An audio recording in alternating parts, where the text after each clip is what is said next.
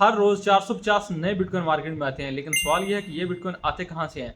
कोई मशीन चला रहा है या कोई बैंक प्रिंट कर रहा है। ये एक ऐसा सिस्टम है जो दुनिया भर में इससे पहले कभी नहीं देखा गया। सोचो, दुनिया भर में एक ऐसा सिस्टम जिसका कोई मालिक नहीं, कोई गवर्नमेंट नहीं, कोई बॉस नहीं, कोई कंपनी नहीं, और ये सिस्टम कई सालों से बिना रुके चल रहा है सिर्फ मैथ पे। बिटकॉइन का सिस्टम डिसेंट्रलाइज नेटवर्क पे चलता है और दुनिया भर में लाखों कंप्यूटर एक साथ मिलकर काम करते हैं और इन्हें कहते हैं माइनर्स। हर माइनर एक बहुत मुश्किल मैथ पजल सॉल्व करता है और जो सबसे पहले सॉल्व करता है उसे बदले में मिलता है बिटकॉइन रिवार्ड। ये है बिटकॉइन की फैक्ट्री, इनविजिबल एंड अनस्टॉपेबल।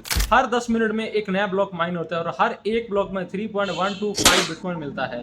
24 घंटे में 144 नए ब्लॉक से, यानी कि 450 नए बिटकॉइन और अप्रोक्सीमेटली 46-45 मिलियन डॉलर के करीब। एक महीने में 4320 नए ब्लॉक्स माइन होते हैं, यानी कि 13,500 बिटकॉइन, अप्रोक्सीमेटली 1.5 बिलियन डॉलर के। ये सब कुछ कोई प्रिंट नहीं करता, बल्कि मैथ पजल सॉल्व होती है और बदले में बिटकॉइन वजूद में आता है। मैं आपको डिटेल में बताता हूँ कि माइनिंग का एक्चुअली प्रोसेस वर्क कैसे करता है और ये पजल एक्चुअली सॉल्व कैसे होती है।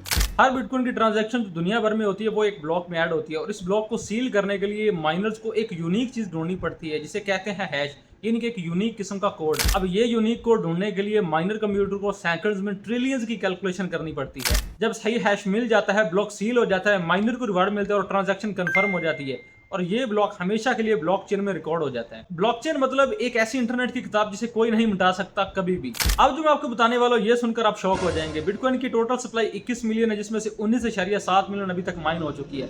1.30 मिलियन अभी बाकी है और ये माइनिंग चलेगी 114 साल, यानी कि 2140 ईयर तक। ये एक ऐसा सिस्टम बनाया गया है कि हर 4 साल की हाल्विंग के बाद रिवार्ड आधा रह जाता है, यानी कि नेक्स्ट हाल्विंग में 3.125 से 50% कम हो जाएगा। जितने ज्यादा बिटकॉइन माइन होंगे उतना ही मुश्किल होता जाएगा पजल को सॉल्व करना। हर 2016 ब्लॉक्स माइन होने पर सिस्टम ऑटोमेटिकली बैलेंस बनाता है, यानी कि इसे कहते हैं डिफिकल्टी एडजस्टमेंट। अब इसमें सोचने वाली बात यह है, कोई गवर्नमेंट नहीं, कोई बैंक नहीं, कोई बॉस नहीं, सिर्फ मैथमेटिकल सिस्टम।